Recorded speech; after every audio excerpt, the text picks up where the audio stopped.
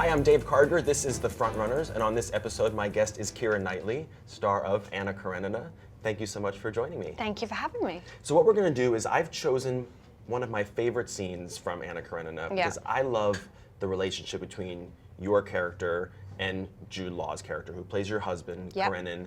What is it about this relationship between your character and Karenin, Jude's character, that you find so interesting? Well, I think we just wanted to make sure that Karenin didn't become the kind of archetypal villain. So constantly in our discussions, it was sort of trying to see that actually, you know, they've been married for 10 years, and probably when the relationship started, there was a lot of good things about it, and there was a kind of love there. But when she sort of falls into the kind of madness that is the love for Vronsky, she suddenly can't imagine any of it. You cover a lot of emotional territory in this scene, which is why I chose it, so let's take a look. Okay. Well, goodbye, my treasure.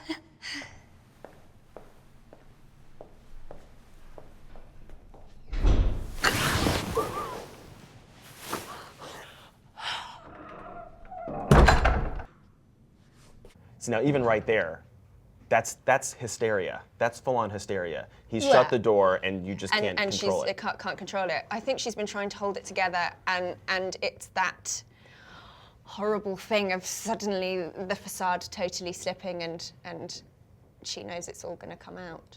Yeah, because a lot of this movie is about trying to keep a facade. You know, I think that's kind of what this scene is about that trying to be what you want to be and then finding that you actually can't.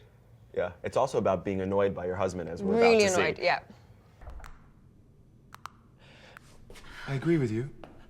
As he is going away, there's no need for Count Vronsky to come. I just said so there's no need to repeat And it. it is for you to decide. Yes, and I decided. Then I'm very glad that we agree, so perhaps we can stop talking about it. I mean, it's like all the language is lovers squabble. It is kind of. It's the only way that, you know, the way that somebody that you know so well can annoy you the most. I mean, it is quite an interesting thing, because if he just stopped talking, if he just left the room, it might have been all right, but he has to keep on pushing it. Everybody wants the last word here. Yeah. Okay, well, you're about to lose it. Yeah. Is there anything I can do for you? Yes, can you please stop cracking your knuckles? I'm a bad woman. But I can't breathe. Your kindness, which I can't repay, and your forgiveness. You begged me for my forgiveness. But I didn't die, and now I have to live with it. Then what? See, now, you have so much amazing language to play with here. In some language that's very simple, I'm a bad woman. And then some language that is so much more intense and complex. Yeah. That must have been the fun of it, too. It is the beauty of working, well, with Tolstoy and Tom Stoppard. They're beautiful words, and there isn't a word out of place, and either if it's the simplicity, like you've said, or if it's kind of this very complex, sort of poetic sort of piece, it's really about trying to figure out what the intention is and what that's about. Well, now let's finish up with watching you break his heart. Okay. What do you want? Do you know what you want? Do you want to see Count Vronsky? Not to say goodbye.